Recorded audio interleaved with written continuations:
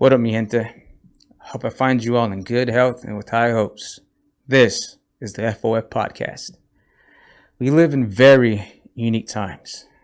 Sometimes I feel like they're exciting. Other times I feel like we're all doomed. But one thing is for sure. Times, they are changing. Change is to make or become different.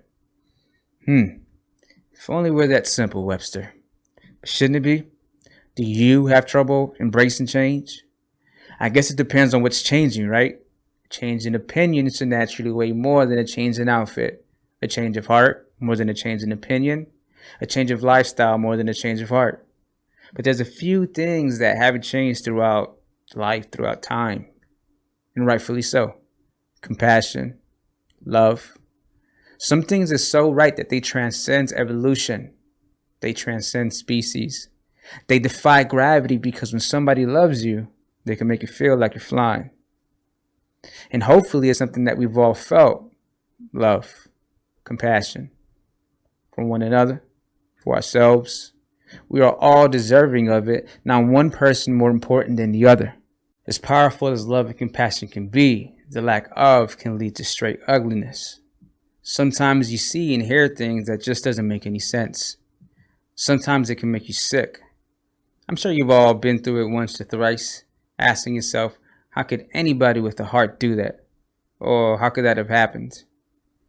I found myself many a times losing faith in humanity, struggling to make sense of it all. I've been through depression, where you lose faith in yourself, and subsequently you lose love for yourself. It's ugly. It's painful. It's difficult. But if it wasn't for those who loved me, who found it in their hearts to lend me some compassion for myself, that part of me wouldn't have changed. I'm living proof that some love and compassion can alter lives for the better. We as human beings just have to learn to accept it. Accept love. Accept compassion. Accept change. And like those who helped me, help others who are in need. We have to understand that love takes many forms. Sometimes people seem to embody it. Sometimes it's a kiss. Sometimes it comes with the person in front of you opening the door so that everybody can go in before they do. We have to keep our eyes open, but more importantly, keep our mind open and keep our heart open. I brought a friend of mine that I've known since middle school, since we were kids, young tadpoles. We're going to build awareness for her this episode. We're going to spread the love. Welcome to the FOF podcast. Don't forget to like and subscribe. And as always, we have our producer, Marco. Marco, let's get it.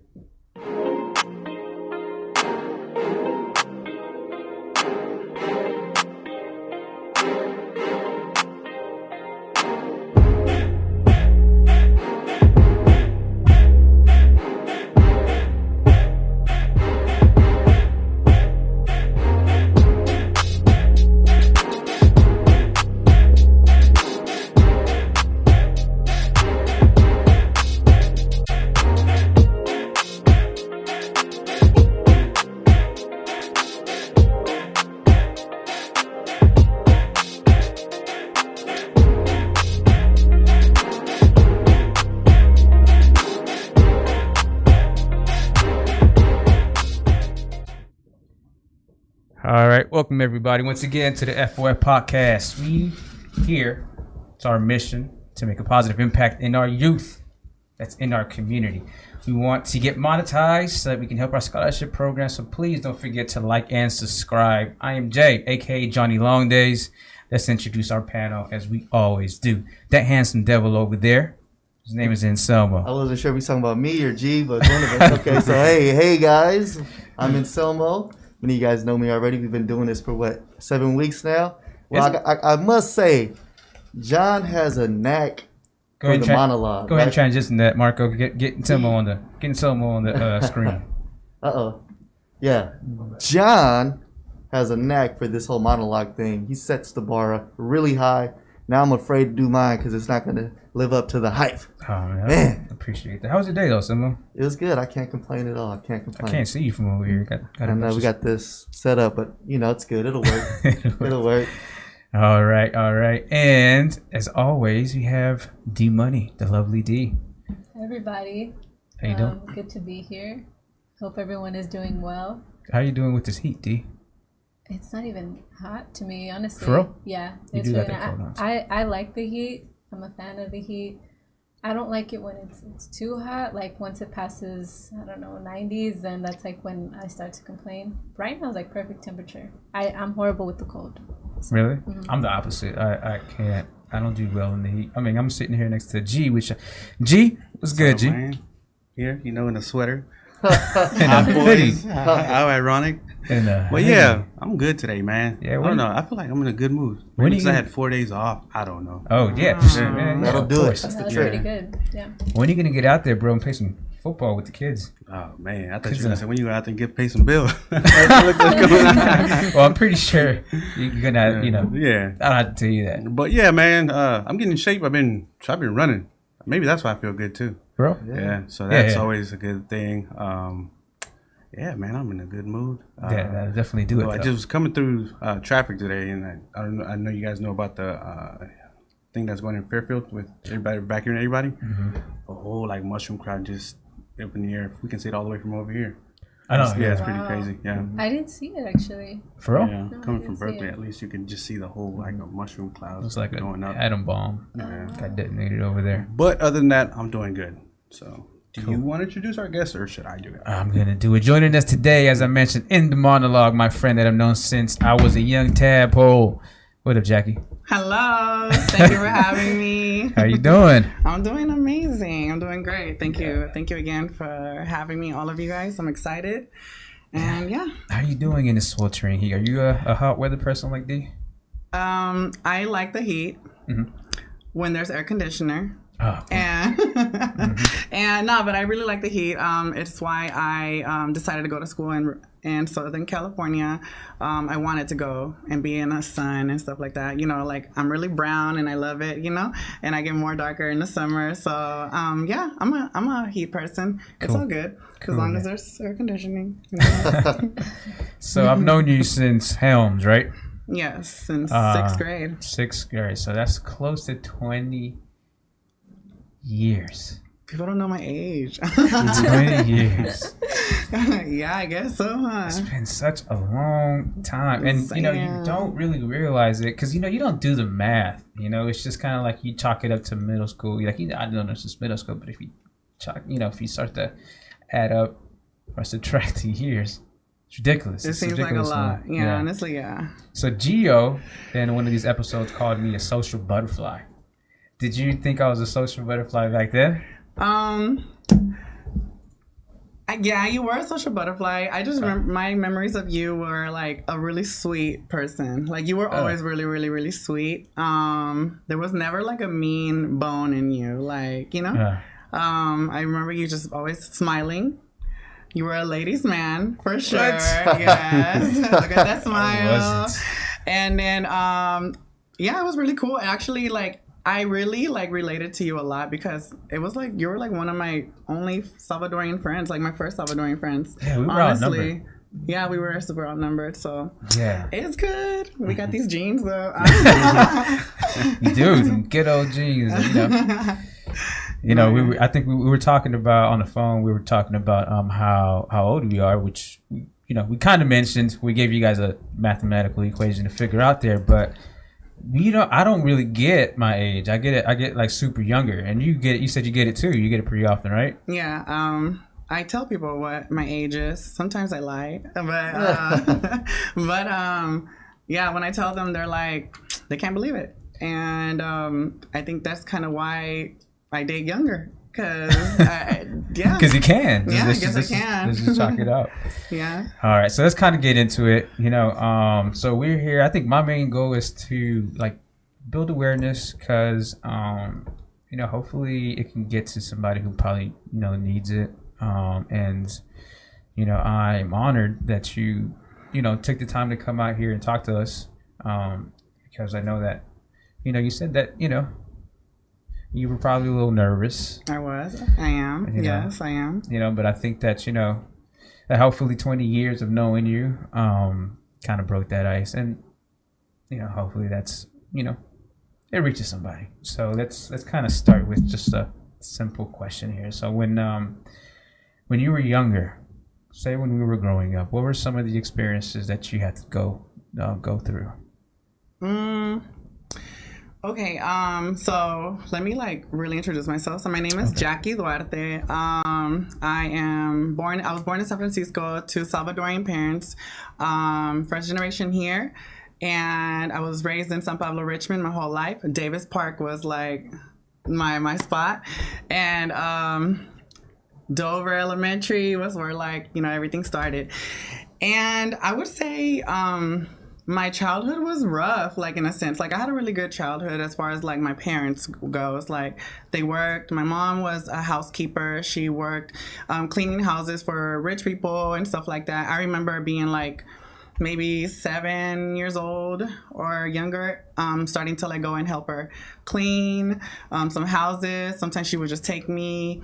So I learned a lot when it comes to I guess the hardworking skills and stuff like that. My parents taught me and stuff like that. I saw that a lot. My dad has always been, continues to be, even in his 60s now, to be the hardest working man that I know. And typical Salvadorian. Honestly, yeah. And then so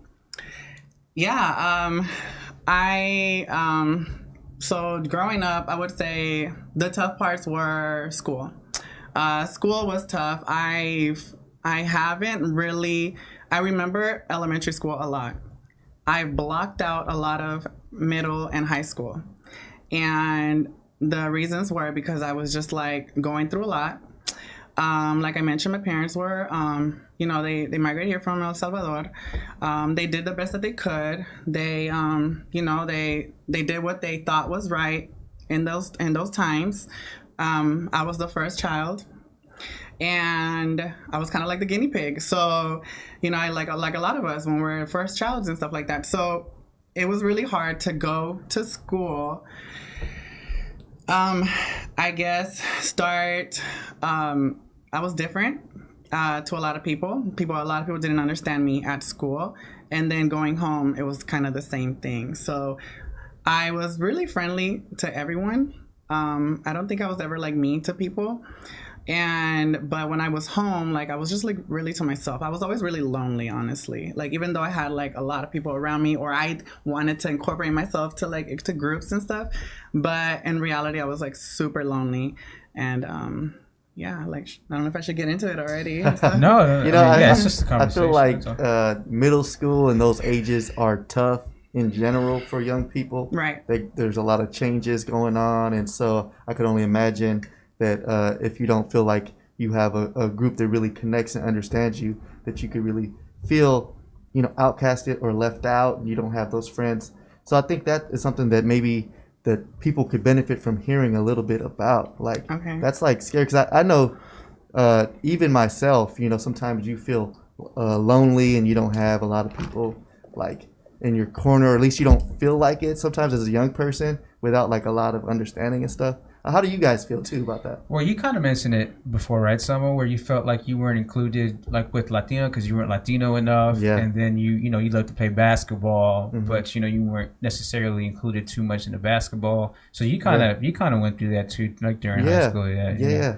I don't know. For me, it seems almost not to say everybody, but a lot of young people go through a stage at some point, I don't know, where they feel awkward and stuff. Yeah, definitely. No, I can definitely relate to go clean houses when I was young. Yeah. I did have a summer. I always torment my nephews and nieces hey, what are you doing here, bro? Go, because I never had a summer. My mom used to always take me and my sisters to go clean houses during the summertime. So definitely got that work ethic.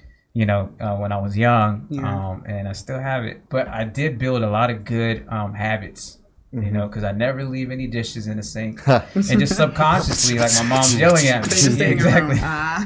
My room is I always say it's hotel ready. You know what I'm saying? So anybody can come in and can just slip in, and it'll be fresh sheets most of the time. And Airbnb, Airbnb, just a room. But no, yeah, I can relate to that for sure. But when we were younger, Yeah, I felt you're different, but like you said, you're always super nice. I never felt like, I should treat you any other way, to be honest with you. You were nice to me, and hopefully I was nice to you, and that's all. Yeah. That's all I think, I did. Should I Yeah. Yeah. Go into it. Let's go. Go into All it. right. So You're getting a lot of love on. I'm watching the live feed right now. And everybody say they love you, by the way. Yeah. Thank you guys. Los quiero mucho. Gracias. All right. So yeah, like I mentioned, my name is Jackie, but I was born to my parents as their first son, and my name back then was Enrique, Maurice Enrique. And so a lot of people knew me by that. I became really popular in this area, even like doing Zumba classes and stuff like that by that name. Yeah. So I, later on in life, as I got older, I started realizing and I started to find out that, that I can do what I want to do for sure. But it was really hard to be who I was when I was younger. So like I said, I had a really good childhood, but my parents tried their best, but it wasn't like what I needed, I guess you can say. And then a lot of it didn't help. And at school, I got bullied a lot. I guess you can say I got bullied a lot since kindergarten, and to the point where when I got to high school, I ended up getting expelled from my high school. And I went to 4 high schools, so I'm not gonna name the high school right now. But yeah, it was really, really tough, honestly, having to live my life as my parents' son when I knew from a very young age that who I was and what I felt. And I remember kindergarten, as early as kindergarten, I remember wanting to put my belongings in the pink cubbies opposed to the blue cubbies. I remember wanting to go to the bathroom when the girls went to the bathrooms, not when the boys went to the bathroom. I remember all of those things. And a lot of stuff happened in elementary, a lot of stuff happened in middle school, and a lot of stuff happened in high school. And if you guys want to know what, I'll let you know. I have a quick question for you. So when did you notice kids picking on you for being different? I think everyone's kind of wondering. Yeah. Thank you for asking. Mm-hmm. I noticed it since very young, very, very young. So for a while, I was the oldest out of all my little cousins. And so I got to hang out with the older people. So I remember going to school. I don't think in kindergarten I got too much of the bullying because everyone's really young, but I still remember these things. But it wasn't until my first grade. And I remember I was in room 6. That was my room at Dover Elementary. And I was at school at Dover for breakfast. You know how they give us free breakfast if you guys got to school early and stuff like that? Yeah. All right. So I was there. I was just kind of waiting. We're in first grade and I'm with my girlfriends and stuff like that. And these all those long tables in auditoriums and stuff. All right. Together. Y entonces I remember que all my little girlfriends, we would be there with our little Avon chapsticks and stuff like that, just kind of putting it on. We used to, the teacher assistant used to sell Avon to us, the kids. Oh my god! Yeah. No names. Yeah. No shame, I don't bro. remember her name no more. But I remember all the girls buying these lip glosses, and I was I want one too. You know what I mean? And then the lady me hacía el paro, she was okay, dale, just give me this. This is how much it is. I'm okay. And I would give her that, and then I would get my little pink chapsticks, my little cherry chapsticks, and yo me sentía bien así, right? And we're getting ready for our breakfast, and then the girls are oh my god, he's cute. Oh my god, he's cute. We're in first grade, right? Mm-hmm. And the 5th graders were the ones who were serving food to the younger folks, right? To the younger children. And I remember there was this one guy, I don't know him or nothing like that, but he was a 5th grader. And I remember telling my friend hey, he's cute, And then, or something, I don't know. And then my friends told him that I said that. I didn't think nothing bad like about it, like nothing. Like I just thought like, that was normal. And I remember this boy, when they told him that, he had like my food in his hand, and he just kind of like threw it at me, and he was like, he called me the F word, that rhymes like maggot, right? And I remember being called that for the very first time. Like I remember that by a 5th grader, someone who I like thought was cute or whatever, and I'm just like this little 1st grader, 6 years old, 7 years old at the most. And I remember that was like my very first experience. After that, I don't think I let that like make me into like hiding it. I don't think that made me hide it yet. But since that moment, I remember my whole elementary was just that. And I couldn't go to the bathroom because if I go to the bathroom at the same time as recess, then all the boys are there or something, and I would get bullied in the bathrooms. I couldn't like just be by myself. And I was so scared. I would have to like walk around other areas to not go through certain like crowd of boys because I knew that it was gonna happen. And so that was like my earliest memory. And then from there, I learned what it like. I didn't know what that word was, but I knew it was something that I did that I guess was wrong. You know what I mean? But I still didn't think about it like that. That was my first experience.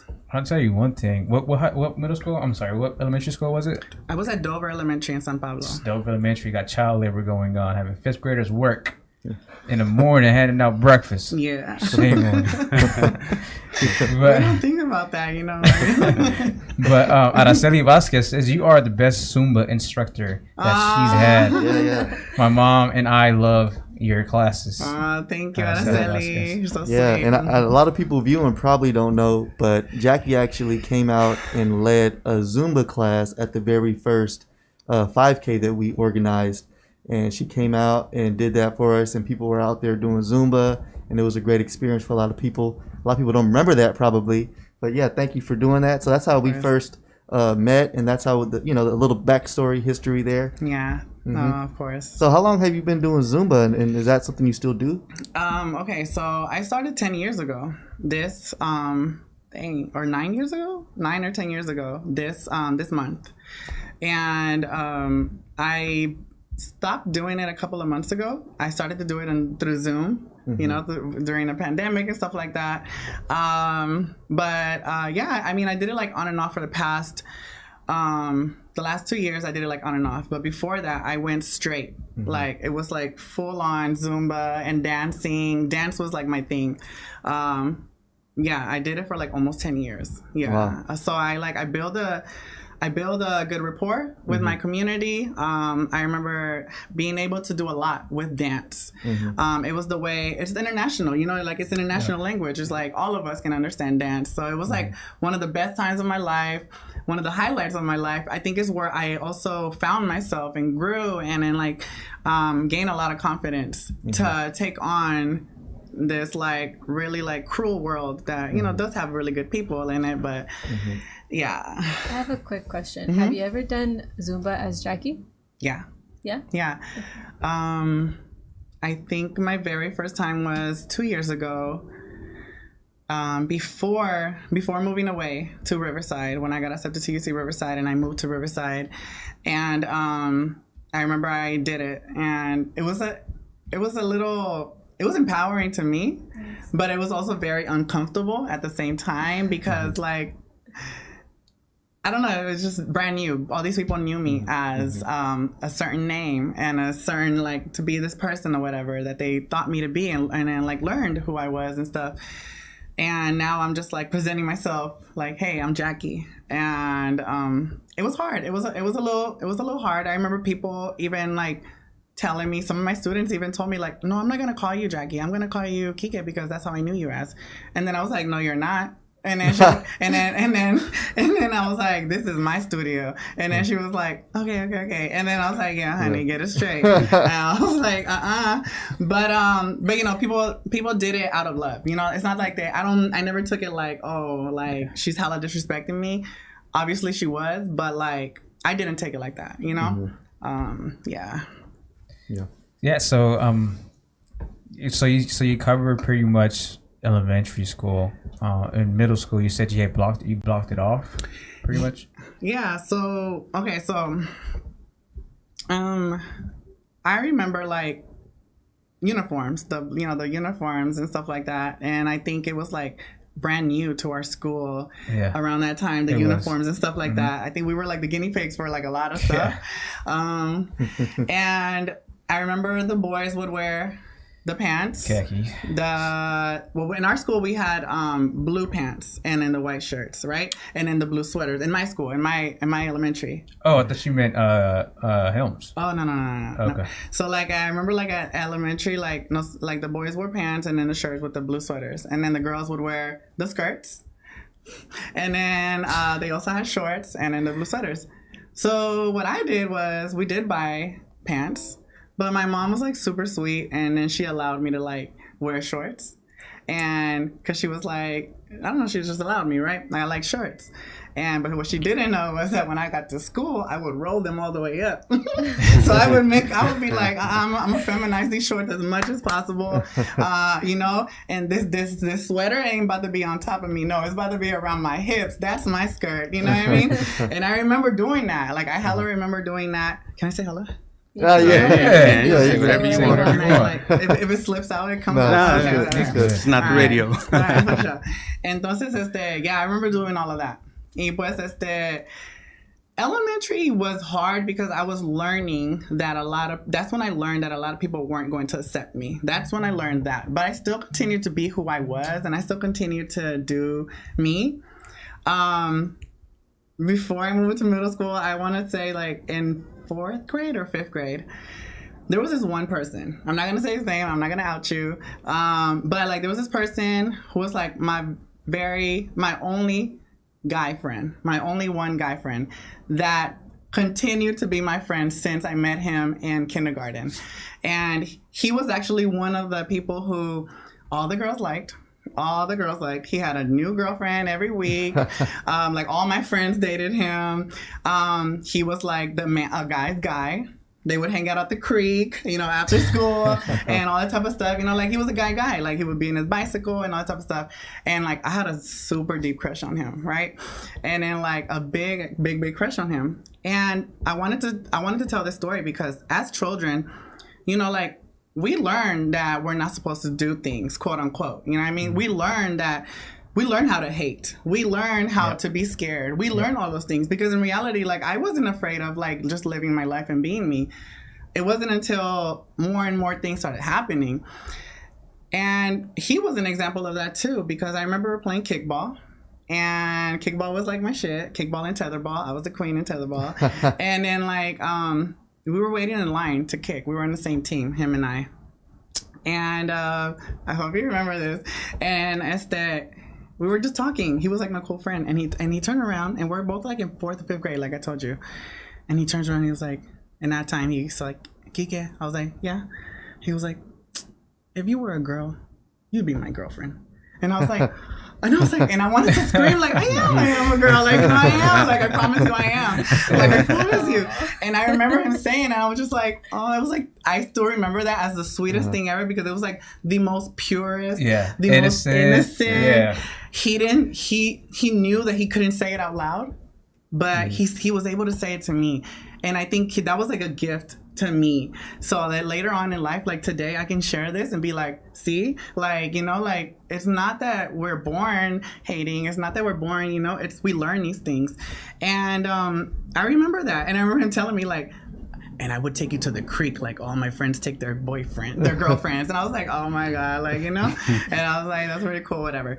But middle school came, and I realized that's when I met like all these new people from Downer, people from Bayview, Lincoln, Lake, all these schools, different areas. And so that's when I realized like, oh shit, like I can't be me no more. So my hair came off.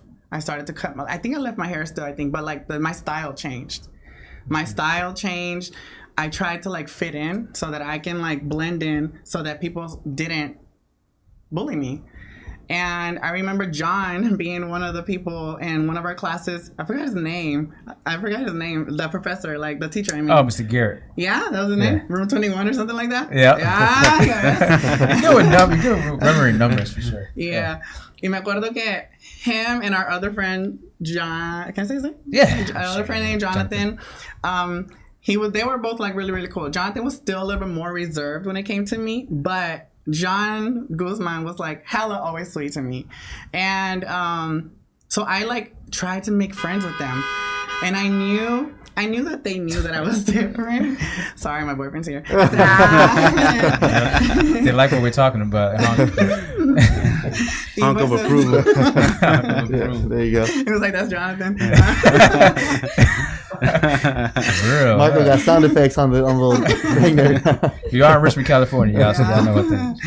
Y pues me acuerdo que like I tried to fit in with you guys, but I knew deep inside that like, not that you guys didn't want to hang out with me, but I was just different.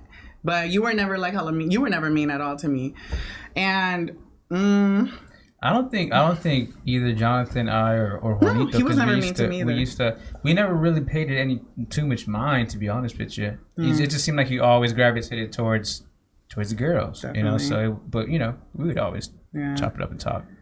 And middle school I think was it was tough because I started to change. I started to like rebel and like I was doing it on purpose. I wasn't even being myself. I was just doing it on purpose. I remember my mom coming to the school and then she's like, why are you behaving like this? You're not even like this. I'm not. And I wasn't even like one of those kids who was out in the streets or nothing like that either. Like I didn't even like being outside that much. So I just started to pretend to be like this, like cholito and stuff like that. I remember the BPLs and all that stuff, some Pablo locos, all that stuff. Yeah. And then like me like pretending to be a part of these things, you know what I mean? Because I wanted to I needed someone to like protect me. I needed someone, but like I just wasn't part of it, and I couldn't be a part of it, and I was always an outcast when it came to that. But middle school started, that's when it opened my eyes to like, even like our peers in school, I'm not going to say their names, but like when they would find me in the bathrooms, they would basically sexually harass me and in the bathrooms. And I would just kind of be quiet. Wait, yeah. Can you clarify if you don't mind? Like in what way? So there was this one time that I still have it vividly in my mind. It was like a bathroom right outside of the little cafeteria area that we ate at. And like I mentioned, I like to go to the bathroom when there was like nobody in the bathrooms, right? And so I ran into this bathroom and like I never even before, like I never even used like the stand-up ones. Urinals. Mm-hmm. The urinals. But that day I did because I just wanted to like hurry up. And then I was just like, I was there. And then like this guy comes from behind me, this person who I know, like I remember his name, you know him too. And it just kind of like came from behind me and just kind of like started like rubbing his junk on me. And then like I was still peeing, so I couldn't move, but I was also frozen. And it was just kind of like that moment like where remember him telling me like before he left, like, don't you fucking tell nobody or I'm gonna beat your ass. And then that was that. And then I was just kind of like, who the fuck am I going to tell? You know what I mean? Because at the end of it all, everyone's just going to come at me. You know what I mean? About that. So yeah, like middle school was a lot of that. And then like high school, it got crazier. But yeah, I don't know if you guys have like. No, well, I mean, just hearing that, it's like, you know, it's hard to hear that. It's like I feel so bad that you had to experience that. You know, it's like. Honestly, I want to say just you went through a lot, it seems like, and just your attitude towards everything still, like I hear the joy in your voice and just going through that stuff right now. My girlfriend's pregnant, so you going through the whole elementary, middle school just makes me think how my son's gonna go through all that stuff, you know, and all kids go through that elementary stage where there's some kind of bullying, but with your situation, just it's a different situation, and just it makes it. When you were telling your story, honestly, it kind of made my eyes water just thinking about you know, what kids go through and their parents not being there. Sometimes a lot of this stuff happens when the parents aren't there, So it's crazy, and I think you're a very strong person. Like a lot of people said on Instagram, just on here on YouTube. I think that it takes a lot of courage to come out and do that and tell your story. A lot of people are scared to do that, but I commend you for that. Yeah, thank you. It's really important too that Jackie mentions this has been a part of her since as long as she can remember. A lot of people like to argue that, oh, it's a choice, people just decide to do it on a whim. And maybe that is the case for some people. But as Jackie mentioned, as she pointed out, like she tried to blend in, but it was like from her at the very beginning, So yeah. That's good that you bring that up. Thank you. Yeah. Like one thing I was thinking about, like, that it's always brought up, and especially a lot lately in the past like 6 years, a lot you're hearing a lot more stories about children and their parents. Their parents supporting their children since a very young age. Children are coming out as trans since as early as 3 and 4 years old. I didn't have that luxury, coming from where I'm from and like my parents and like how my dad was at first, and stuff like that. I didn't have that luxury, but a lot of folks do, and there's a lot of parents now that are very understanding. They're very open-minded. They've read books, they've opened their eyes and their hearts to like what reality really is. And, like, I know that the argument is like, it's terrifying for parents. I know that. But just imagine how terrifying it is for a 3-year-old, a 4-year-old to tell you, like, mommy, like, I don't want to wear these. Like, I want to wear that. Like, mommy, I'm not this, I'm that. Mm-hmm. Like, I don't like my name. Like, you know what I mean? And it's more terrifying for the children, honestly. And I totally feel for the parents because my mom had to go through it too, even as an adult, me, like, she even has to go through the fact that, the name that she gave me is not the name I felt comfortable with. How she dressed me growing up didn't make me comfortable, and it didn't help me. And she didn't know these things, like I never got to tell her these things. Nothing, like so many things that barely now as an adult I started to tell my parents and stuff like that. They don't know about a lot of things still, because it's just like I gave them just kind of like the bigger parts or something. But it's really hard. I would just say, like, think about the children, like how they feel, put yourself aside. And then sometimes if you don't have the answers, honestly, like if I can give one advice to like parents, because I'm not a parent, but I am a tia, and I love my little nephew to death. And I would go, like, I would kill for him. Yeah. And, like, the only advice I can give parents is just like, like one of my idols says, like, nod your head. Like, nod your head when they're talking. Just nod your head. Don't shake it. Don't shake it, and don't make other faces. Just nod. Just nod. So then that way they can continue going. Like, oh, mommy's saying yes. Like, daddy's saying okay. You know what I mean? And it gives this, it leaves this, like, it's like you're opening a door to a conversation that's going to change your life forever, for the good, for the best, And sometimes children are like, I'm going to tell you this, like, some children, like, I guess they say, like, we go through phases and stuff like that. But we know as children, like, I knew since a very young age who I was and what I wanted to be. And I would just give that advice to parents, just like, like, just nod your head when they're talking to you. Nod your head. Don't shake it, nothing else. Just nod your head, because you have Google now. You have books you can search for, Now there's representation of girls that look like me on TV. Now, barely in 2018, I started seeing girls that look like me. And barely 2 years ago, I finally found an idol, someone who on TV who I can really relate to. For the longest, it was Selena. For the longest, it was Beyonce. For the longest, it was Shakira. You know what I mean? Those were like my dance idols. Those are the women that taught me how to be women. Those are the women I looked up to. You know what I mean? And Lil Kim too. Go drop Lil Kim like. How many? Like, entonces it's like, pero like, that was the Richmond in me. Pero like, yeah, I would say that, So like. But who's the the idol that you're talking about. Oh, okay. So like now luckily there's this show called Pose. Have y'all heard of Is it this on show? Oh HBO? yeah, it's on Netflix. FX. Yeah, it's on Okay. Netflix and it's on it was on FX and then now it's on Netflix. This show takes place in the late 1980s.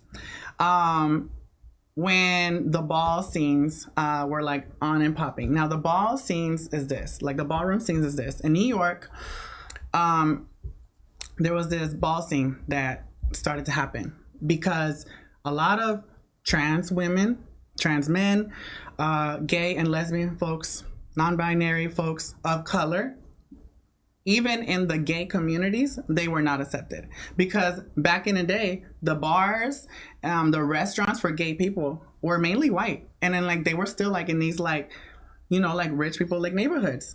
So a lot of that stuff was not even available to people of color, even if we were a part of that same community or whatever, but they weren't available to us. So our people made a space for us and they called it the ballrooms because a lot of us didn't get jobs. And well, I'm saying like them, you know, and I'm just including myself, but like back in the day, like even now, like people don't get jobs. We don't get jobs. We don't have like all the opportunities in acting and modeling and stuff like that. And people were talented. Like all of us were super, super talented. Like those people were super, super talented. So they created this space. They call it the ballroom scenes, like the ball scenes. And they would put on these shows, like kind of competitions, runways.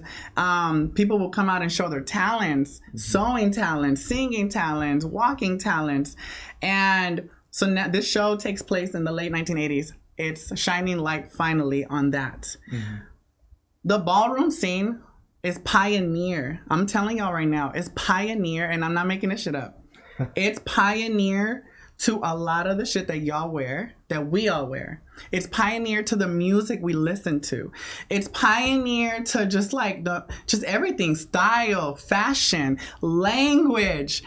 Language in the late 1980s, people are still barely learning it now. Like, what is shade? What is tea? All that type of stuff. We've been doing that. You know what I mean? And my people that came before me been doing that. So this show is shining light on that. The main characters of this show, well, 5 of the main characters on this show are trans women of color. Like real trans women of color. And they are portraying trans women of color on this show that is now mainstream, Emmy winning. It's directed and produced by trans women of color as well. Janet Mock, which is one of my idols. Janet Mock is a best-selling author, New York best-selling author. She was working for People's Magazine as an editor. She even did Playboy too, she said. She even worked for Playboy. And she was like the first person of color that I started to see that looked like me. Then there's Laverne Cox now too, you know, who is on Orange is the New Black, who was on TV and stuff like that before I even saw Janet. Now there's India Moore also. India Moore is someone who I really relate to because she has like, I straightened my hair today, but in reality my hair is like super duper curly and like Afro curly. And so like India Moore is like one of these, I think they go by the pronouns they, them, theirs, not she, hers, I believe, if I'm correct. But they are like, India is like the first person that I looked at after like Janet, and I was just like, I look at India and I'm like, dang, like they look like me. And I showed my mom and they were like, oh my gosh, so beautiful. And I'm like, yeah, huh. And then like the curly hair is so natural and stuff like that. So those are now like actors that I get to see, but barely for like the past couple of years. So what do you think about, this is super interesting, by the way. What do you think about YouTubers like Nikita Dragon or like Manny MUA in that genre? I don't know who Manny MUA is, but I do know who Nikita is. You know, like I think Nikita is I my respects to Nikita because, you know, she is out there, you know, she's like has her empire with the makeup. She built it out of like YouTube channels and stuff like that. And now she's like a house name. She's like a house name. You know, like in the trans community, in the gay community, and whatever community, there's good and bad people. There's people who are still confused. There's, you know, all these type of things. But yeah, like I mean, I look up to them, you know, like I'm proud of them. I'm happy for them because there's more representation. I believe she is a Latina and Asian woman, trans woman. And so she's representing, you know what I mean? And I think there's a little bit for everyone. So I'm happy to see them. Yeah. Okay, that's awesome. That's good. Yeah. How were your experiences different from moving from being from the Bay and then moving to SoCal? Was it like an extreme difference? So you got to be yourself. You got to be yourself a little more. Did you feel like a weight lifted off because you're going there as Jackie? Nobody knows you as Enrique or Kika. Yeah. Okay. So 2018 was the year I found out I was accepted to UC Riverside. 2018 was also the year I came out to my family and friends as a trans woman, finally. It's also the same year that I started my hormone replacement therapy. Like I mentioned before, Zumba was like a really, and dance, not just Zumba. Let's take Zumba out. Dance, just dance in general. Dance has been a huge part of my life. Since as long as I've known you, to be honest with you. Okay, thank you. I'm glad you remember that. Yeah. And then like, dance was my best friend, y'all. Like, when I used to go to school and then hear these words and then go home and then I hear my uncles and my dad using these words, I was like, oh, like, it was just cringing because it was like, I can't even talk to nobody. And I don't have nobody. And this is before Instagram and stuff like that. You know what I mean? And dance was like my best friend. I would lock myself in a room and I would just like turn on CMC. Y'all remember CMC? Oh, yeah. California Music Channel. And Big up the Chewy Gummy. It took me years until I actually knew what the acronym stood for. I was just, you never think about it. CMC was just a staple, you know what I'm saying? I was like, oh, yeah, it's California Music. That makes sense. And this is like, I remember watching these videos and then like, that's how I learned how to dance, honestly. That's how I learned how to dance, watching it. And then like at parties with my family and stuff like that. Channel 8, yeah. But like, so that year, like up to that point in 2018, I was super confident. Nobody can stop me. Nobody could tell me different. No, people will shut doors on me, and I'll be like, bloop, and then they would open. You know what I mean? Like I made MySpace everywhere I went. Like MySpace. Like it became. I made my. You made MySpace? No, like I was about to say. I'm doing y'all a favor being here. Sponsors. We need I'm sponsors. so rich. Yeah. So like that year was really, really tough. So moving to Riverside, I was excited. Me and my mama cried a lot. Like, we did it, Mom. We did it. Like, I'm about to go to, I'm about to go to your mom seems like just the super mom. Yeah, I love my mom. I love my mom, and she's really hard on herself now about like our past and stuff like that. But she's always been like my rock. So like that year, moving to Riverside, I was amped. I was like hella ready. I was like, I'm out of here. I'm out of Richmond finally. You know what I mean? And I'm starting my transition. I didn't have this long hair either. I had to wear like wigs and stuff like that. Yeah, they weren't the best. So then like, you saw me, I think, I had like this lace dress. Oh my God, it's so embarrassing. But anyway, so, and then again, I went to Riverside. I'm empowered. I was hella happy, confident. But when I moved out there, it was the worst experience that I ever had for like the first year that I was out there. I couldn't find a job. Nowhere. Like I applied everywhere. My housemates knew. Like shout out to my housemates because in Riverside, because they had my back no matter what. Like they didn't really know me that well. You know, one of them I was really, really close with. Lexi, I love you. She's like my backbone out there. And Aaron as well. But like all my housemates, Marisa, Maria, they were all like really, really supportive. You know what I mean? And like it was really hard. Like they saw like what I went through. Sometimes I didn't even come out of my room and I would have my housemates like, are you okay? You know, like, are you good? And I wouldn't come out of my room because I was just like so defeated because I would go out in the daytime, look for work. And then it was just like nothing. And then like no callbacks or interviews were like embarrassing as fuck as well. Like I remember Ralph's had this manager who misgendered me on purpose after I explained to them. Like she did it on purpose. And then because she smirked as she was doing it. And I knew I wasn't going to get the job. I remember having to dress up. And I remember I actually posted this in my Snapchat once. I actually had to just kind of like take off the makeup, take off the wig, not wear the bra. Just kind of like go back to I dressed up that one time as like Enrique. Like, y'all hear me? I dressed up as Enrique again. And I remember going to like a UPS interview, and they hired me. And then once I got hired, then I told them like, hey, I want to let you know, like, you know, like this and this and this and that. And it was one of those things where like the mood changed, everything just kind of changed. And I was hired. I knew I got the job because it was like super easy to get that job. But like, you know, and it's a really dignified job. But like, I didn't take it because I was just like, so like, no, like, I can't do that. I can't do this to myself. Like, I was so mad at myself that I did that.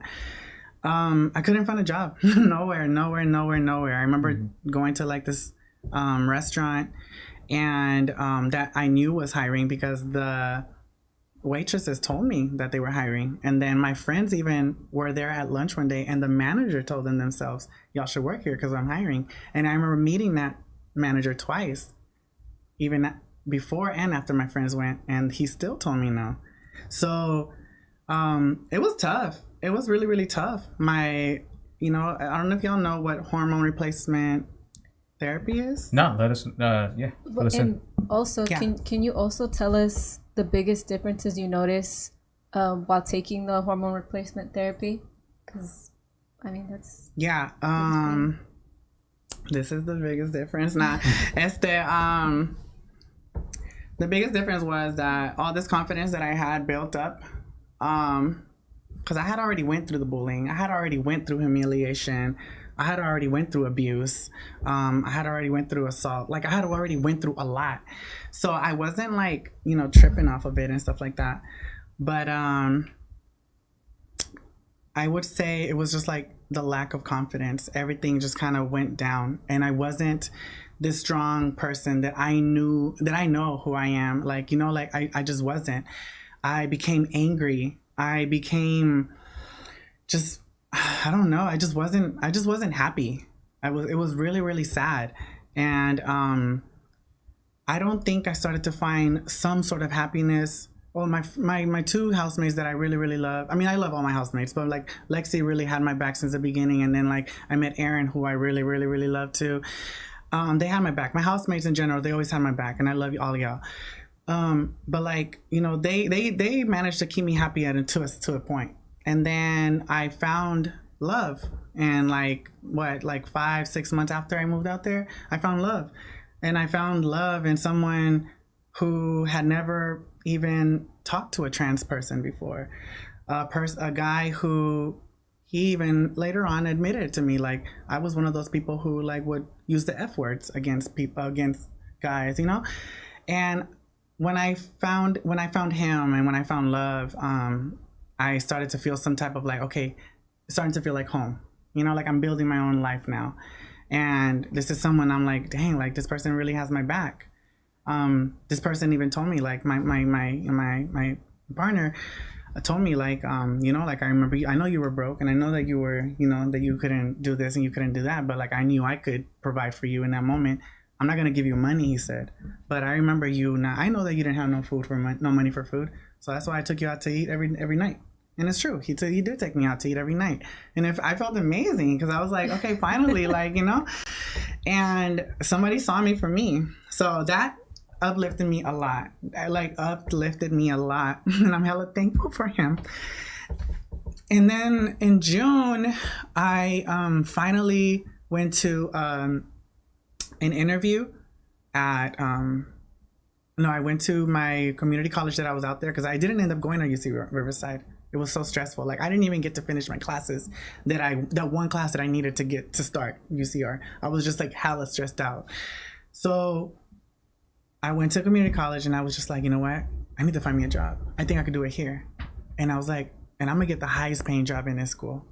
And then I found that the athletics department was hiring. Athletics. And I'm like, not even athletic. You know, I mean, I danced, but like, you know, and I knew going into the athletics department, I'm going to be around a lot of guys, jocks, who are not really used to, maybe they're not used to being around trans girls. But I was like, you know what, I'm going to do it. And then I was like, and I'm not going to go to these little offices. I'm going to go all the way to the top, to the last floor where the director is at. And I remember, and I was wearing like a summer dress. And then like I went upstairs and I met Cal, and he was honestly the best person that I could have met like that day. He saw me for who I was, and he saw the fight that I had in me still. I think it was like the last straw for me. Like, if I didn't get this, I was just going to come back, because I tried a lot. And I got a position there. I went to an interview after I met him, and I got to an interview with the director of informations, Nico, I love you. And then like, it was just like amazing. I remember running back to my car and I just let it all out, and I screamed, and I just said I finally freaking did it.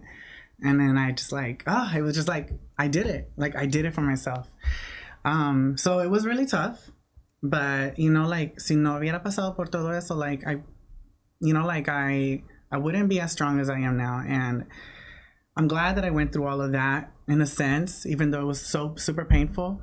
I think it was the first time I ever like not wanted to commit suicide, but I thought about like how life would be if I just didn't wake up. Yeah. That's so rough. That's powerful. I mean, what you just said was powerful. One thing that I really caught from that, in what you said about how love opened you up, I think love is one of the biggest things that can open you up to anything. Love for sports, love for someone, love for your job. It opens you up, and I can just hear it in your voice that at that time you just got uplifted, and that just sounds amazing. You know what I mean? Mm-hmm. Yeah. And that's one of the things that I really wanted to focus on in my monologue. I didn't say anything about Jackie. Mm-hmm.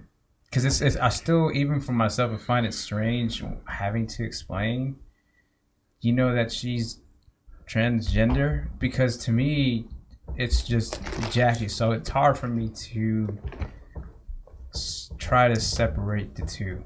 But I focused a lot on love in the monologue, and being able to accept change and accept love and accept everything. So... No, I definitely agree with Gio. You still have a lot of fight, and it seems like you still have a lot of love. And this is the person that I've known. I mean, honestly, you haven't really changed in these 20 years. So, I mean, that's why I really wanted you to have. I really wanted to bring you on here, because I wanted people to see that, that like there's nothing really to be either afraid, or I don't know how people feel is the thing, but whatever it is, that there is no need for all that, because it doesn't. Yeah. I don't know. One thing let me go back to what I just said about the whole love thing. I think the most important thing is loving yourself, loving who you are, and loving the way the way you feel. And I think that goes beyond anything. Once you start loving yourself, you just start opening up. I know, as far as myself, once I started loving who I was and just becoming a different person, knowing myself for, all my flaws I've had in life, it just opened me up, Mm-hmm. You can't this saying is corny, but I mean, you can't love somebody else or love anything else unless you love yourself first, My boy Michael Jackson said, I keep on my voice sound breaking, man. Just going through puberty still. But that young. But start with the man in the mirror. Oh, yeah. You know what I'm saying? That's a good song. I like that song. It is. That song. Michael Jackson. Yeah. Yeah. So what did you go through, like, biologically? Like, what was like your biggest, like, the biggest changes? Or, did your mood change or anything like that with the hormones? You mentioned your self-confidence got lower. Got Do you lower. think that was a direct effect of the, hormone replacement therapy you were taking? And aside from that, what else did you notice? What did you get excited about? The hormones that I take, not all trans women go that route. I want to make that very clear. The transgender does not mean a woman who is transgender. I'm gonna speak on women because I'm gonna speak from like my experiences. Not all trans women go through. Not all trans women want the surgeries. Not all trans women want to change anything at all.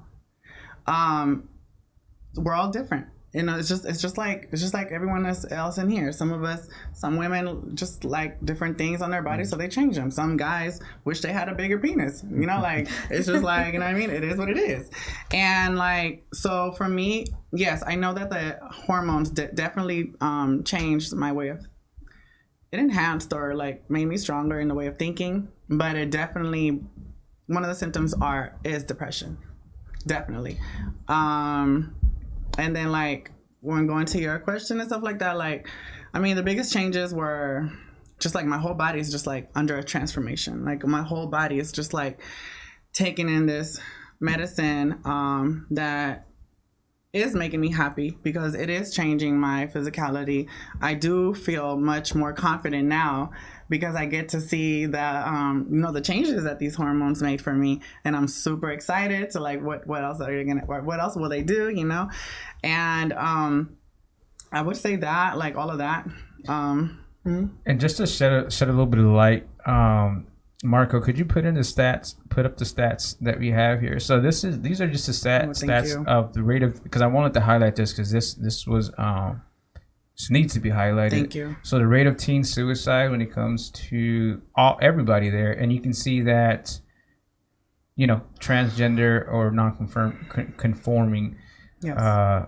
People are way up there compared to anybody else. Yeah. Suicide is 41% of all trans people have committed or attempted suicide. 41% of us. That's ridiculous. You know, It's crazy. it's out of 7% of the youth in the U.S. are LGBT, right? And 40% of homeless youth in general, 40% are of LGBT. It's also the unemployment that we were talking about earlier. 47% of trans people are unemployed. 47% of us are unemployed. And since we're on this as well, you know, a lot of us are being murdered. We're being murdered every day. We're being sexually assaulted. We're being physically attacked. Last year, we had 26 murders that were reported. Because there's a lot more that, you know, at least 26 that were reported murders of trans people. The majority were women of color, Black and Latina. This year, just in 7 months, this year we already surpassed that number. We're at 28 reported murders. I believe it's 23 women and 23 trans women. I think it's 4 trans men and 1 non-binary person. And these numbers are increasing more and more, as we see already. Last year was 26. This year, up to the 7th month, we're already past it. And it's happening a lot.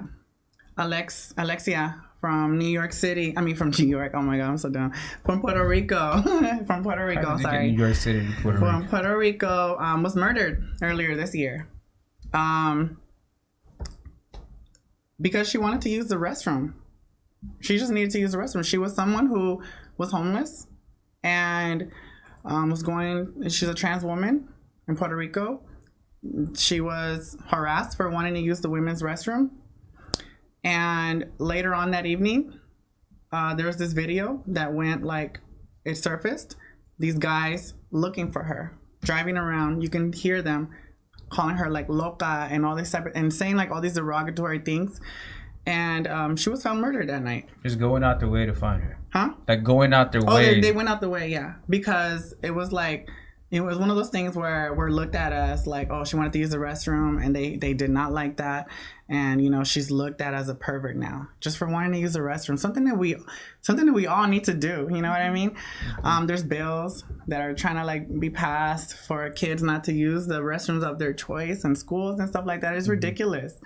You know, all of those things that we need to think of as well.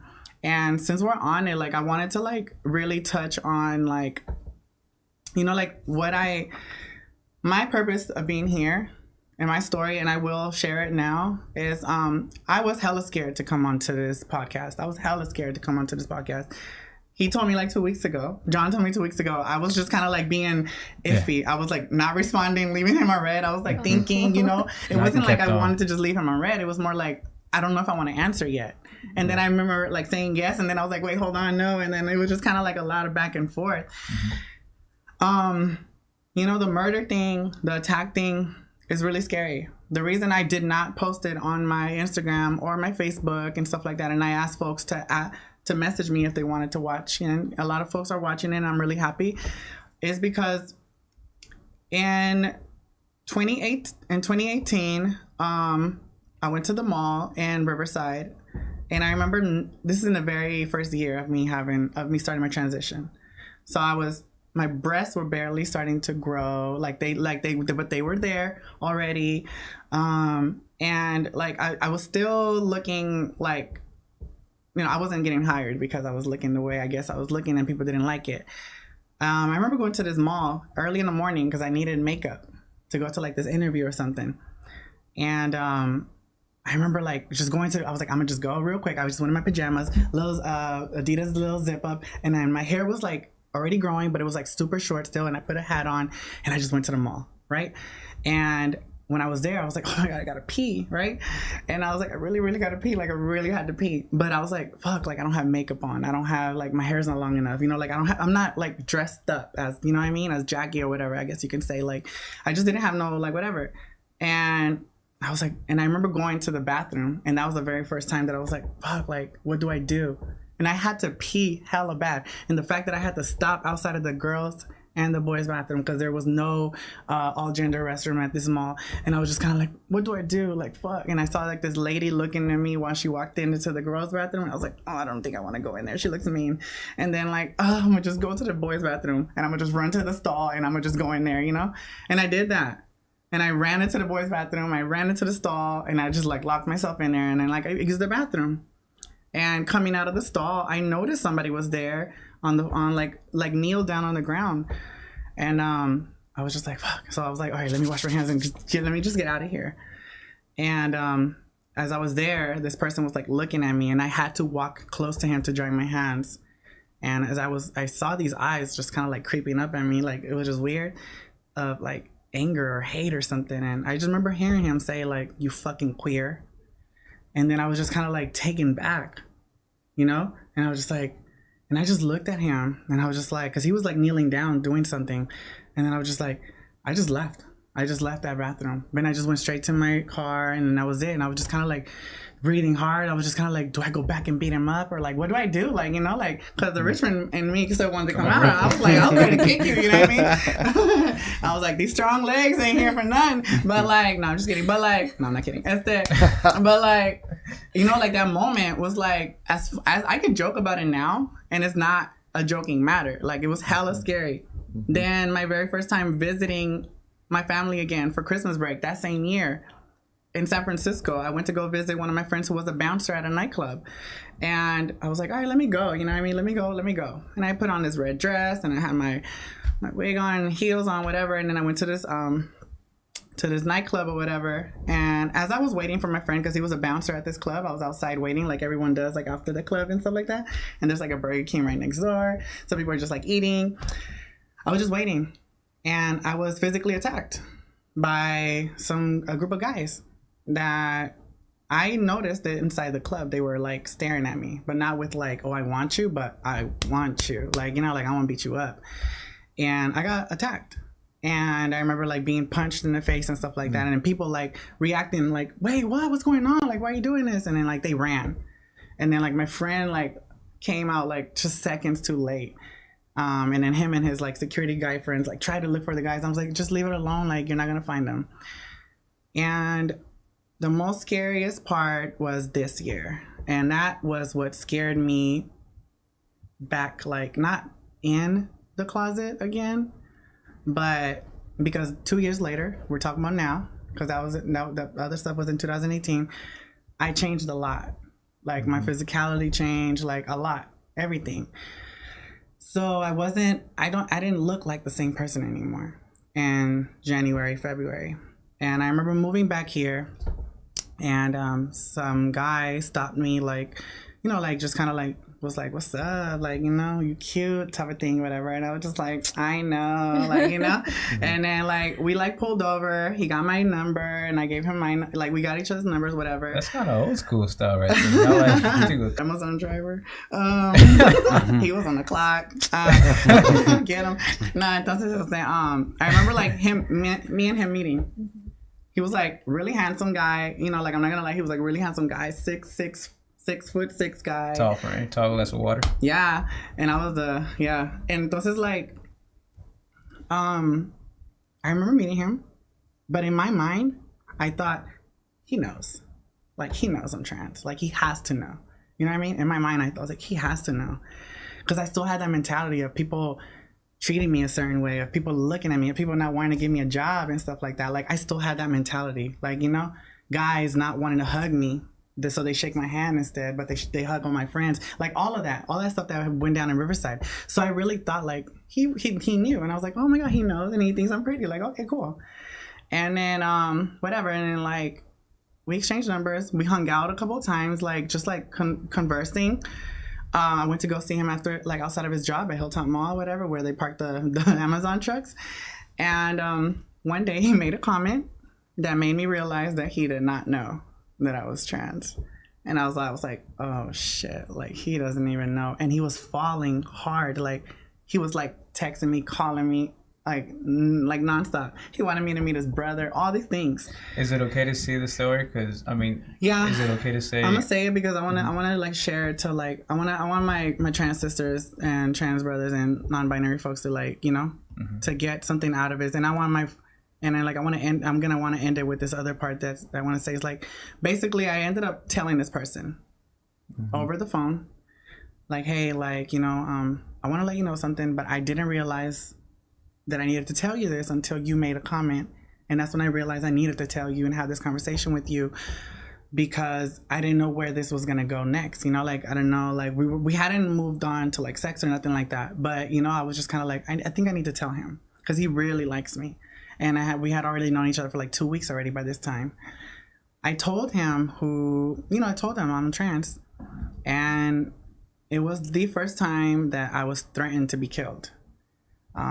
He just kind of like went off. In his mind, I tricked him. Like his way of thinking was I tricked him into falling for me. I tricked him. I lied to him. He misgendered me like hella times in that phone call.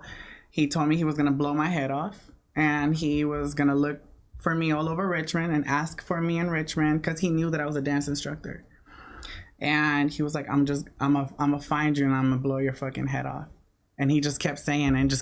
And I tried to reason with him, try to get him to understand, because, you know, I just wanted him, like, you know, to understand, like, maybe I can help this guy understand, like, you know, that he can be a better person for himself. And it just didn't work out. And it was just like one of those things where I was like super scared for like a month. Like I was scared. And I didn't tell my parents. I didn't tell nobody. I did tell the partner that I told y'all that I met in Riverside. Like we're still like really best friends. We're not together, but we're still very, very close friends. And he was like the person I told. And he was like, you gotta like report him. You have to, like this and this and that. But I was just kind of like, I don't want to, like, I can't. Like, I know I should have. I know I still should. But I just didn't, because I was just so afraid. And I didn't want to put my family in danger. I didn't want to worry my mom, most importantly. And it was just really scary. So that's why I was really scared to be here and stuff like that, you know? That's why I didn't want to post it, because a lot of people that I'm meeting now that I'm here in Richmond, I've been here in Richmond since January now.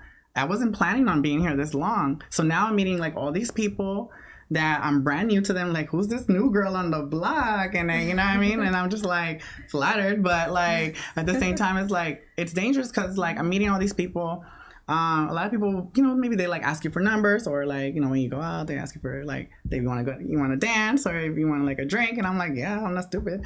So I'm like, you know, it's just really dangerous to like put myself out there and put my story out there and then stuff. So that kind of scared me back into the closet. And that's what made me feel like, I know that there's this thing, this norm that has been around for so long, that us trans people, we have to be honest. Like, oh, you have to be honest. You have to tell him that you're trans. You have to do this because you have to be honest. But all that does, when I realized it now, is like all that does is tell me and tell us as trans women that that man's life is more important than mine's. That's all it's saying. So when people are telling me, oh, you need to tell them. Oh, you need to. You're going to tell them, like you hear like these things, like you're going to tell them before you have sex, right? All this type of stuff. And I started to like battle with that. Like, I don't have to tell nobody nothing because it's my story. It's my, like, it's not even a secret. You know what I mean? And if you like me, you like me, point blank, period. And it's one of those things where like I battle with it. Like, when should I disclose? Should I not? But that fact that people are telling us that we have to be honest, that just sends the wrong message. And it says that the other person's life is more important than mine. So forget what you feel, but that person is more valid. And that person's feelings are more valid. I find that kind of crazy because, like, that's me meeting somebody and saying, hey, you know what? Here are all my insecurities. And, I deal with depression. Like, that just doesn't equate. Like, it doesn't really make any sense for me to be like, just to lay all my faults and everything on somebody. Like, I'm just trying to get to meet. Yeah. When I'm trying to show them that I'm actually a good person, they'll get to know that eventually. That I lack confidence and that stuff. But I'm not gonna go up and be like, hey, I lack confidence. Still want to date me? Are we still good? Like, nah, it just doesn't make any sense. Yeah. And it's just one of those things where I'm like, I know a lot of people still believe until this day that we should tell people, that we should disclose, but I don't feel like I should at certain points. I used to all the time. Like, when I would go to the clubs, I would be like, the guys would try to hit on me and I would be like, and we're dancing and I'm like, do you know I'm trans? And then sometimes they would stick. They'd be like, oh, you seem hella cool. Like, I like you. So they'll continue dancing with me, whatever. Sometimes it's like, oh, and they're out. You know what I mean? And then the scary part was going to the clubs and then outing yourself because, like, I felt like I had to do it. And then now I have a group of boys over there laughing at me over there and I can't even enjoy my night anymore. So it's one of those weird things. So it's like, like people don't think about that type of stuff. Quick question. Yeah. So do you find it like the stereotype to be true with guys that are homophobic? So it's said that guys that are the most homophobic are the ones that, they're like they send the most hate. The people that hate are the most homophobic. Do you, in your experience, is that true? Okay, well, I'm trying to understand the question because, like, I know that there's this other, like, thing kind of similar to it where, like, the guys who are most homophobic are the ones that are probably more attracted to. Yeah, you would hear. Okay. You think that's true? So I used to think that was true. I used to think growing up because I was very ignorant myself. Like, I'm not gonna lie. Like, even in the LGBT plus community, there is a lot of, like, discrimination against trans folks. And there's also racism in the LGBT community. There is. It's just like every other community. So, like, I remember growing up, I didn't have the vocabulary of who I was. I didn't know. So when I would see trans people, it was interesting to me because I would go on, like, I would watch Maury's show or Jerry Springer and they're like, she's a man, Maury. But I was so fascinated by these beautiful women. But, like, like, I didn't understand it either. And even, like, in middle school, like, there was this, rest in peace, Donald Patterson. He was a year older than us. He went to Richmond High as well. Donald, he used to dance in all the Richmond High, like, rallies. He was friends with Michelle and stuff like that. Rest in peace, Donald. He saw me for who I was in middle school. And I still didn't want to be his friend because I was afraid to, like, I didn't understand it. And I knew that, like, if I hung out with him, more people were going to, like, So I used to think the same thing. Like, the people, I would say, like, a lot of them, yeah. I still believe in, like, some of them, not all of them, but yeah, like, a lot of folks who are very insecure about their own sexualities, they will take it out on someone else. And I think that happens just, like in general, like, in anything. Like, when guys are rejected by girls, what do? They start talking, they call us bitches, and we're hoes now. But just before, you were going to give us a car and a house, you know what I mean? And it's just like, but as soon as I say, no, thank you, I'm married or whatever, it's like, oh, you're a bitch, you're ugly, da-da-da-da-da. So, yeah, like, I think this just, like, comes from insecurities and stuff like that. When we're talking about men, if one thing I want to, like, for sure mention while I'm here, for sure, is I yet have to see cisgender men of color, Latino men and Black men in particular. I yet have to see y'all stand up for us. I yet have to see that. Like, I need what I want to send this message as well. Like, while I'm here and stuff like that, if I'm putting myself out there, I want to make sure that I say and I represent for my community, and I put the message out there that I yet have to see a lot of y'all, Latino men and Black men, stand up for us and be there for us. Defend us. Speak up. Hold your homies accountable. Hold yourself accountable. You know, like, I'm a Latinx woman. I'm a Latina woman, Salvadorian. I think I'm like, you know, like, identify as Afro-Latina and stuff like that. And growing up, I remember hearing like some really racist comments in my families, and I remember hearing racist comments in like even like later on in life with like some of my Zumba ladies' husbands.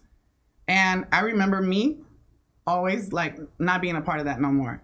I have family members that I don't talk to, and I'm okay with that. You know how they say blood is thicker than water? Well, sometimes we ain't the same type of blood. You know what I mean? Your type of blood will not go in my blood. You know what I mean?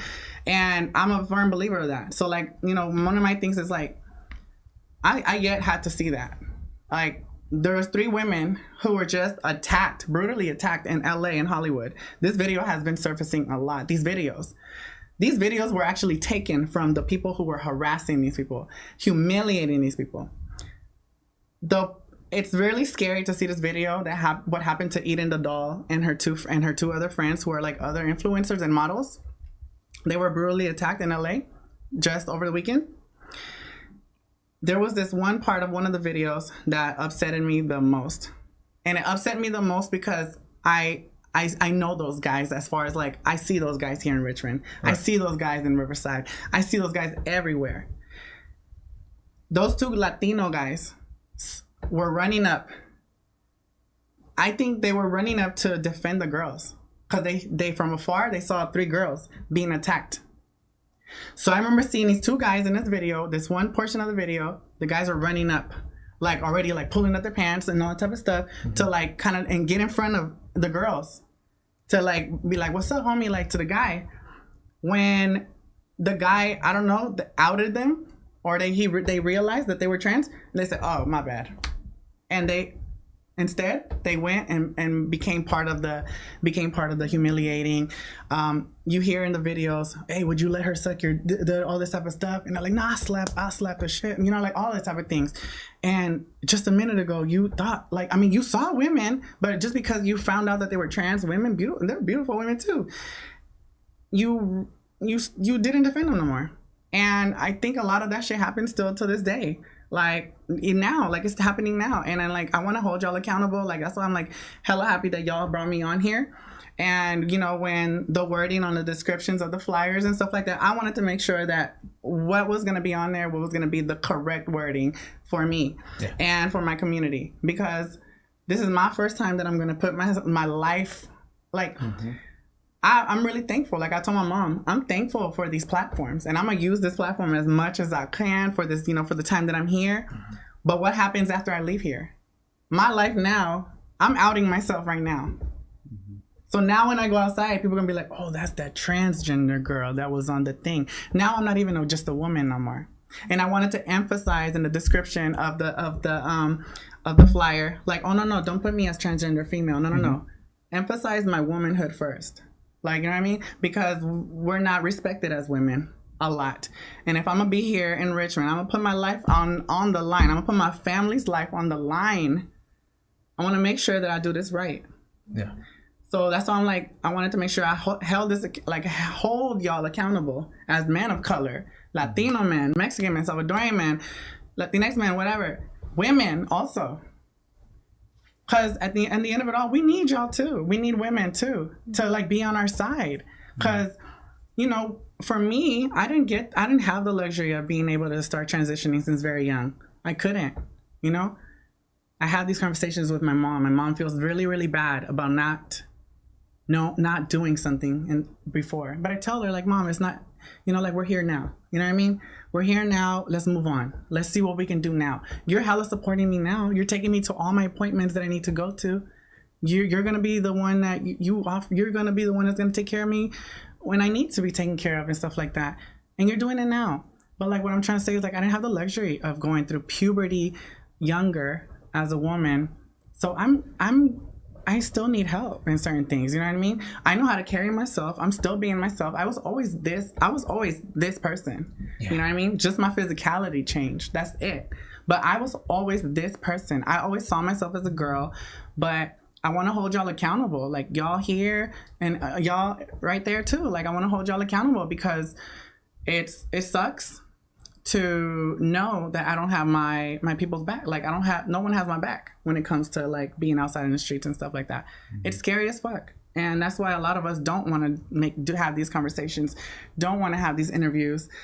That's why I was afraid to put myself out there. But I hope that, hearing from my experiences, as a child, the abuse that I went through, dude, like, there's so much more that I can tell y'all, but like, you know what I mean? But it's just so much. And one thing I also want to tell y'all, I'm glad that none of y'all asked me this question, is a lot of times we are focused on genitalia. We're focused on the body parts, on the transition part.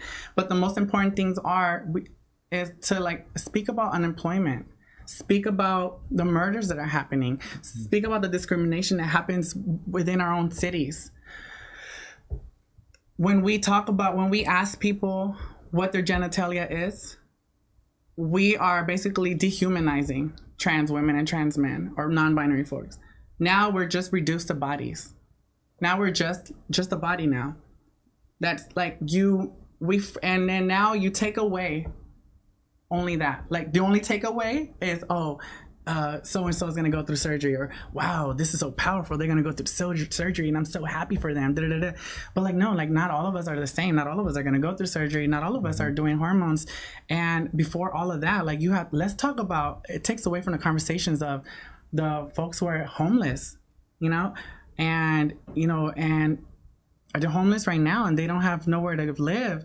What about the homeless shelters right now that are discriminating against trans women, that now there's certain specific shelters that are actually just providing because they see the lack, they see the discrimination and they see the lack of like help for the trans people. There's like now these groups of specifically just targeting like, here, like, we're gonna offer only to trans women and trans men and folks like that a shelter to stay, because right now we all know that homelessness is like at its peak. Yep. We see how it is in Berkeley, even driving in Richmond freeways, you see them right there now, and it's crazy. And we take away from all of that. So I'm really happy that we didn't, like, none of y'all asked me that. I'm so proud of y'all for doing that, because I know the curiosity is there always. And I know that a lot of us don't understand that type of stuff. But like, when it comes to like bodies and stuff like that, like, we forget that there's so many other important topics that we need to touch on. And the transition is just like, leave that to us, because that's our bodies. I'm not asking you, like, how big are you, or what do you have down there, or are you sure you have a vagina, and all that type of things. Yeah. And so, like, I'm really proud of y'all for doing that. And then, like, it's just like it was a breath of fresh air. Like that. I didn't get asked that, because those are usually the main things that happens. You know what I mean? Yeah. Well, one thing that I think that I really take away from this whole interview and stuff is that something I live by personally is living the truth. Living your truth is the most powerful thing that you can do. You can really empower yourself by living true to yourself. And I feel like it's something that I am getting from you, that's something that you do. And so I really appreciate that. I think that's really cool and powerful. We usually only do a 1 hour show, but I felt like I didn't want to say, hold up, guys, because this message was just so important that you shared it. And so I didn't want to pump the brakes or do anything to stop you. But if there's anything else that you really wanted to share, I feel like we should take the opportunity to use this platform to do that. And I really hope that the viewers and people watching at home learn something or take something away from this that's beneficial to them. and can help people understand, that we're all people and we all need to be treated with dignity, respect, and love. And so I think that is really important.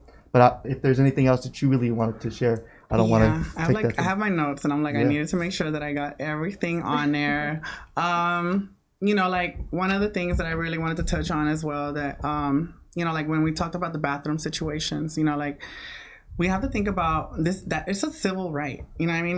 Like we just need to use the restroom. It's an essential thing. Like at work, like, if they won't allow me to use the women's bathroom, if they won't allow other folks. Look, luckily now, to a lot of people, I still see things that I don't like when I look at myself. I'm not gonna lie. But I know to a lot of people now, I'm passing as like a normal girl, what they say, whatever, as problematic as that is. Like I'm passing for a lot of folks now. Like I can actually walk into a women's restroom and no one will say nothing to me.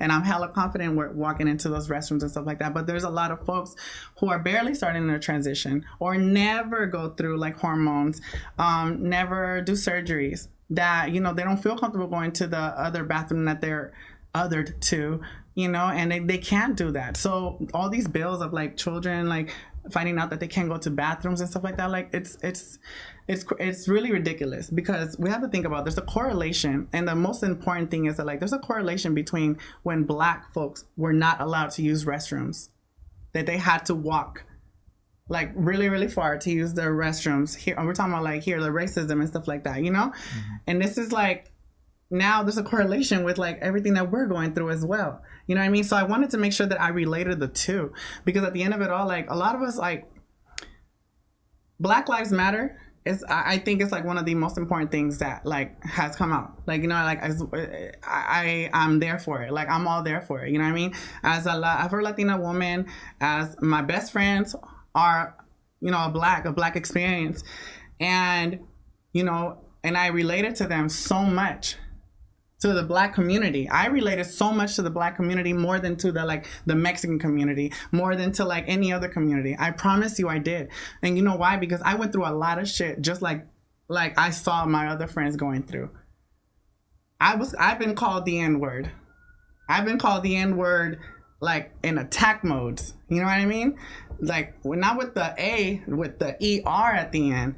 Like I've been through discrimination so much. You know what I mean? So there's a correlation between the trans community and the Black community and the Latino community. There is, of how we've been treated. And it's so, and I brought up Black Lives Matter because Black Lives Matter, I think the founders are LGBT folks.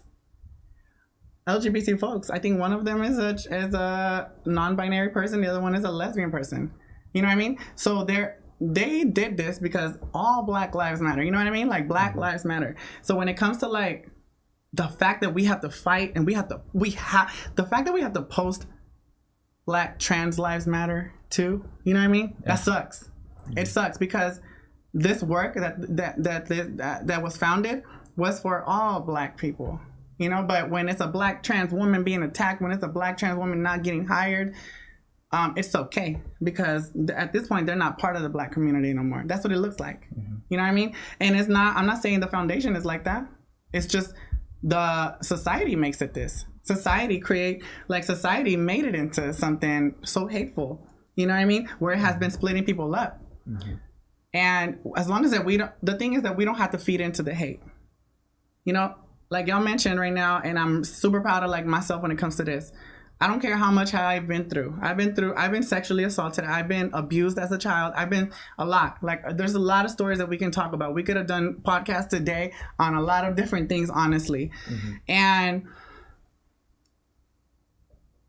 I've been humiliated in love. I've been humiliated. It's just everything. But una cosa que like I always take with myself is like, I'm never going to be that bitter person. I'm never going to allow myself to be hateful and mad at the world for treating me a certain way. I will never, just because the person who threatened to murder me was a Black man, I'm not about to turn against the community. That is ridiculous. I would never do that. And, it was just one of those things that I really wanted to touch on. And the last thing that I wanted to say was, there is a difference, and I think this is something I need to say, and I have to say it. There's a difference between, moving on to the next subject, is sexuality and gender identity. And I want to make sure I say this before I leave. Gender identity does not make someone gay, bi, lesbian, or whatever. I knew who I was since a very early age. I was in kindergarten when I knew who I was. And I knew that I learned that I was supposed to be a certain way because I was taught that. But genuinely, I'll tell you right now, someone from Richmond, California, that has, has been basically a product of, like, all of us here, if we've been like raised here in Richmond and stuff like that, like, I'm just like y'all. But I knew, like, since a very early age who I was. But it was unfortunate that I did not have the media, like someone on TV that I can look up to. I didn't have the vocabulary. My parents weren't educated about this. None of my friends were educated about this. I wasn't educated. My principals told my parents to get me help when I was in 2nd grade. I was expelled from my high school. And it was just so many stuff. No, there was no teacher, but only one teacher that I remember that had my back, and that was Miss Gabriela Lechon from Dover Elementary. One of the only teachers that had my back. I the love only Lechon. one. Lechon's You like Miss delicious. Lechon? You know her? No, the food. Lechon. But like the gender identity I want y'all to like learn is like, I wanted to explain this before I leave, is, gender identity and sexuality is totally different things. One is who you go with, who you go to sleep with, at night. And the other one is who you go to sleep as at night. There is some type of relation, but there's not like an actual thing that like really like puts them together. There are trans women who know that they're women, so they do the transition, they start to live their lives, but they actually still are only attracted to women. There's a lot of that. Then there's folks who are bi trans people. Then there's me. I could never, ever again, ever date a gay man. I did it before, yeah, because they were a man and I was trying to like learn where I was. But a gay man is not going to be attracted to me. A gay man will never be attracted to me. Yeah, they'll think I'm pretty. And yeah, I'll look at a gay man and I'll be like, damn, he's so fine. But all of us do that. You know what I mean? But I'm not going to date him because he doesn't have what I need and I don't have what he needs. Intimacy. Like, we don't have that. I only dated, and now, like, I only date men who are straight. And for the majority, like, I'm not going to say I would have never dated a trans man. I just never have dated a trans man. But, I've only dated cisgender men.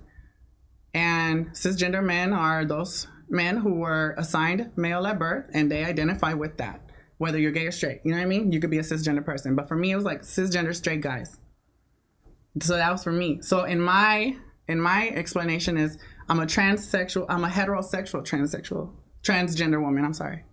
I'm a heterosexual transgender woman because I will never date a woman, ever. I kissed a girl before, and I was that.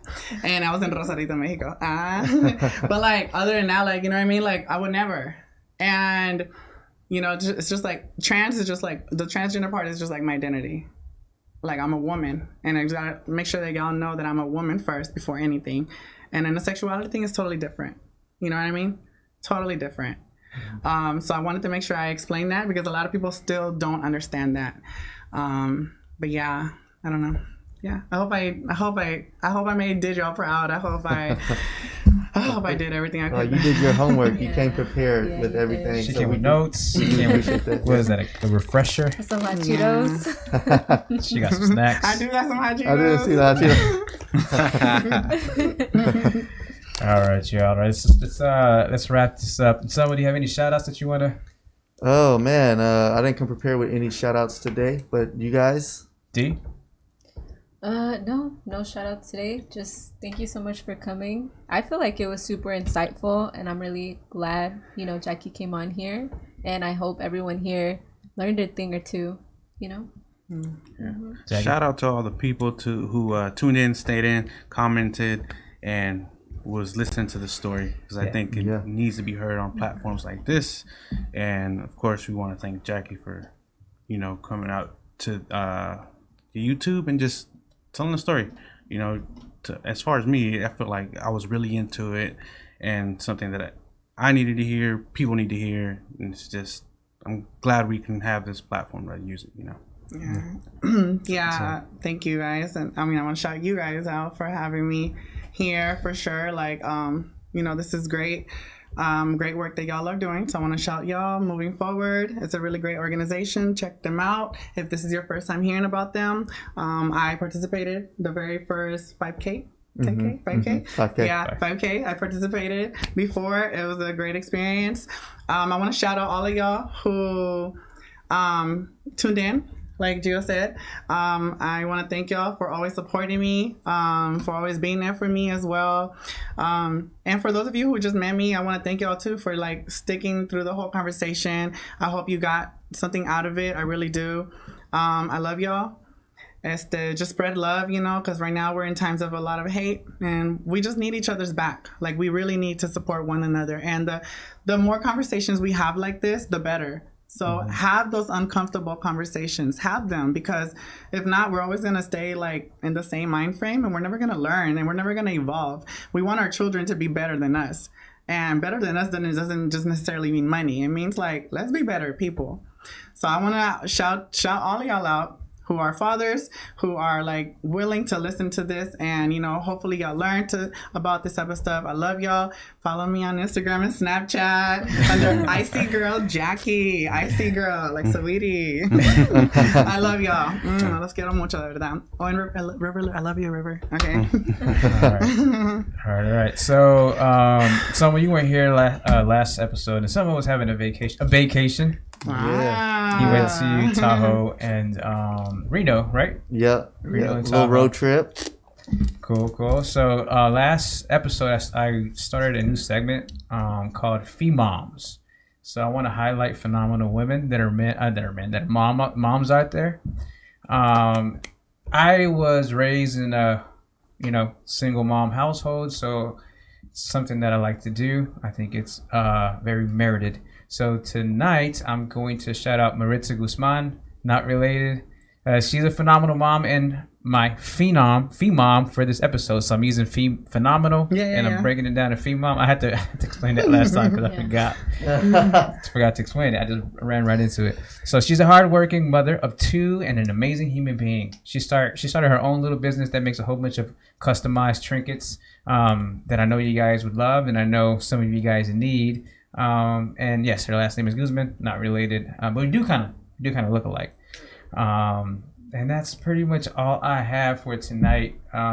Jackie, thank you very much for being here. I did have to sort of twist her arm, kinda, to come here because I really wanted her to spread that message, and I hope that you guys got the whole consensus of the episode where we're just trying to educate you guys. And I learned a lot. I learned so much. So hopefully you guys did too. And I think that the main thing to focus on here, besides all the facts that Jackie told us, is just to spread the love and just be kind to each other. Times are ugly, and we can make it better by doing just small things. But thank you very much for joining us tonight.